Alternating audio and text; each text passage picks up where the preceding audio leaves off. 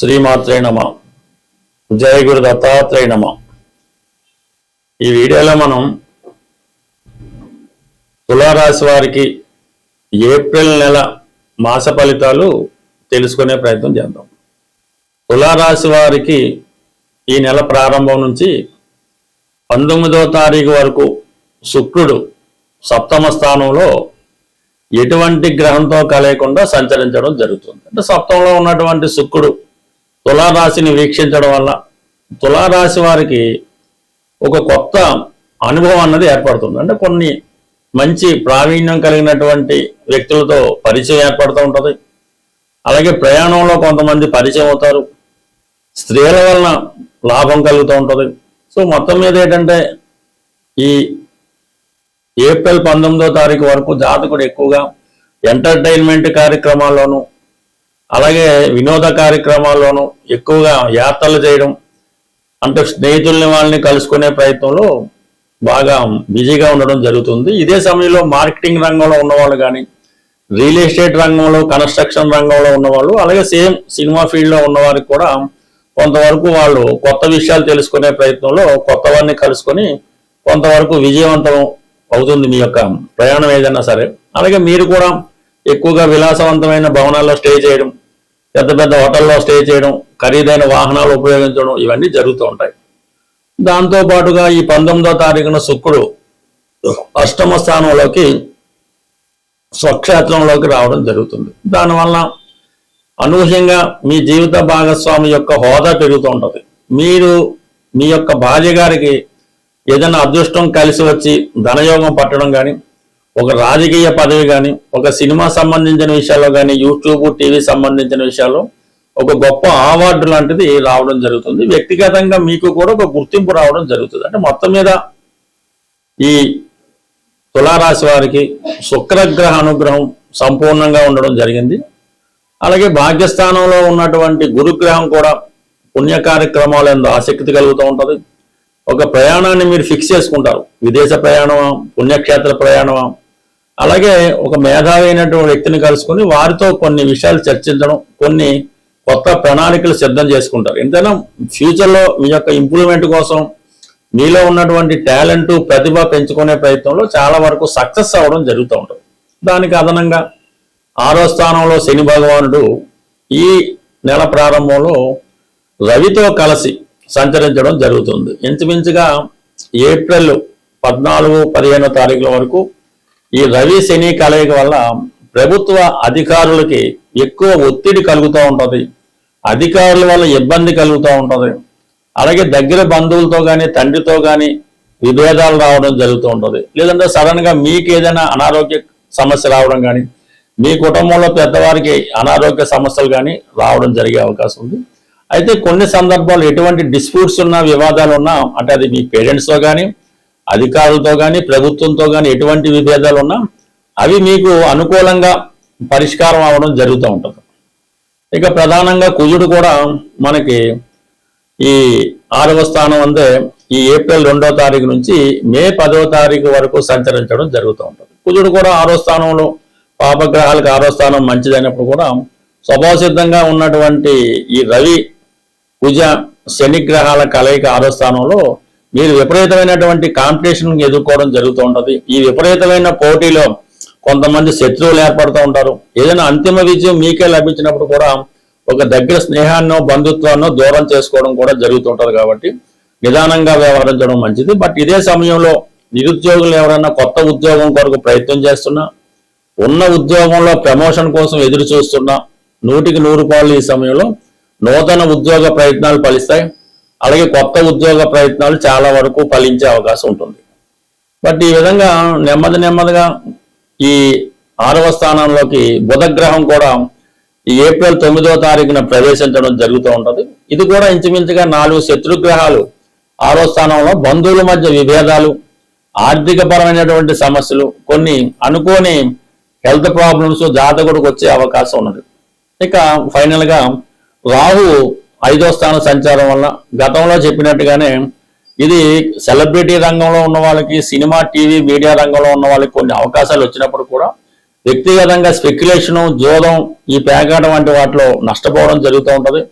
అలాగే ప్రేమికుల మధ్య ఎడబాటు తప్పనిసరిగా వచ్చే అవకాశం ఉంది. బట్ ఏదైనప్పుడు కూడా గురువు యొక్క అనుగ్రహం భాగ్యస్థానం నుంచి పంచమ దృష్టితో రాశిని వీక్షించడం వల్ల ఎటువంటి సమస్య అయినా చివరి నిమిషంతో ఈ భగవంతుని యొక్క అనుగ్రహంతో అది మీకు అనుకూలంగా మారడం జరుగుతుంది. మనకి ఏప్రిల్ నెల 2వ తారీఖున శ్రీరామనవమి రావడం జరుగుతుంది. ప్రధానంగా ఎవరికైతే వివాహం ఆలస్యం అవుతుందో, అలాగే వివాహ సంబంధాలు వచ్చి మిస్ అవ్వడం, ఈ విధంగా వివాహం కొరకు అబ్బాయిలైనా అమ్మాయిలైనా వివాహం కొరకు ఎదురు చూస్తున్న వారికి ఈ శ్రీరామ నవమి చాలా ఇంపార్టెంట్తో కూడుకున్నది. కంపల్సరిగా ఆ రోజు మీరు శుభ్రంగా తలకు స్నానం చేసి కొత్త బట్టలు ధరించి ఈ శ్రీరామనవమి కళ్యాణం భద్రాచలంలో జరుగుతున్నా పర్లేదు, మీ ఊళ్ళో ఎక్కడ జరిగినా సరే ఆ కళ్యాణంలో 100కి 100 రూపాయలు పూర్తి అయ్యేదాకా, అంటే తలంబరాలు అయ్యేదాకా ఉండి అక్కడ ఏమన్నా వాళ్ళు భోజనం అది పెడితే భోజనం చేసి చక్కగా కొన్ని తలంబరాల బియ్యం మీరు ఇంటికి తెచ్చుకొని అది మీ శిరస్సు మీద జల్లుకోవడం మంచిది.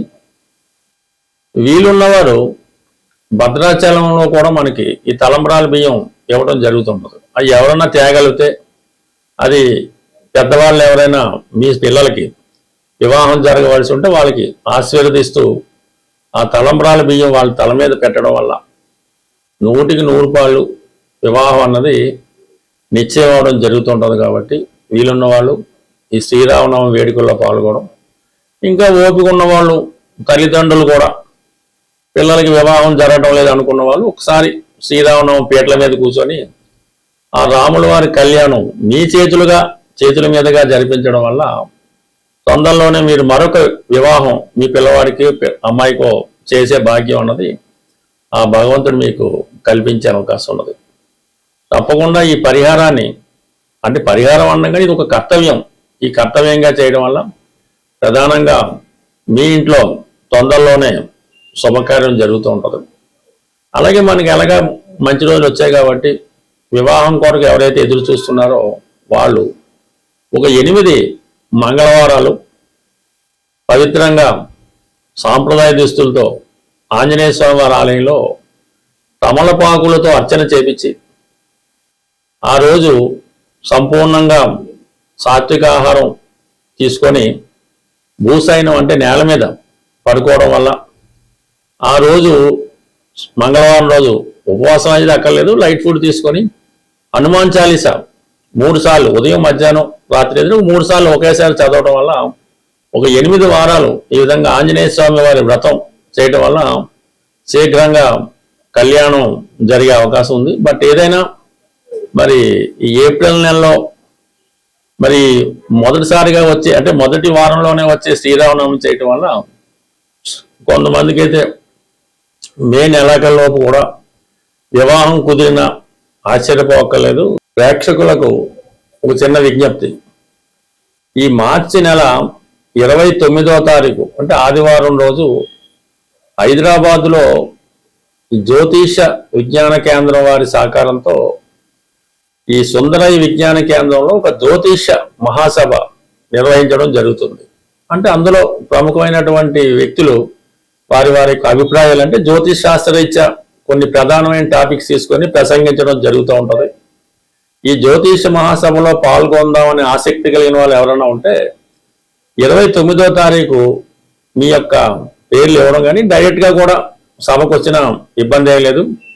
అయితే మరి ఆ సభకి ఎటువంటి ప్రవేశ రుసుము ఉండదు, భోజన సౌకర్యం మిగతా సౌకర్యాలు కూడా ఈ సంస్థ వారే మీకు ఉచితంగా ఏర్పాటు చేయడం జరుగుతుంది. కాబట్టి ఆసక్తి ఉన్నవాళ్ళు ఈ 29వ తారీఖు జరిగే మహాసభకు హాజరవుతూ ఉన్నవాళ్ళు కంపల్సరీగా వాళ్ళ నేమ్ ఒకటి రిజిస్టర్ చేసుకుంటే ఏర్పాట్లు చేసుకోవడానికి అనుకూలంగా ఉంటుంది. కాబట్టి కొంతవరకు సహకరిస్తారని ఆశిస్తూ స్వస్తి. ప్రేక్షకులకు ఒక చిన్న విజ్ఞప్తి, ఈ మార్చి నెల 29వ తారీఖు అంటే ఆదివారం రోజు హైదరాబాదులో జ్యోతిష విజ్ఞాన కేంద్రం వారి సహకారంతో ఈ సుందరయ్య విజ్ఞాన కేంద్రంలో ఒక జ్యోతిష మహాసభ నిర్వహించడం జరుగుతుంది.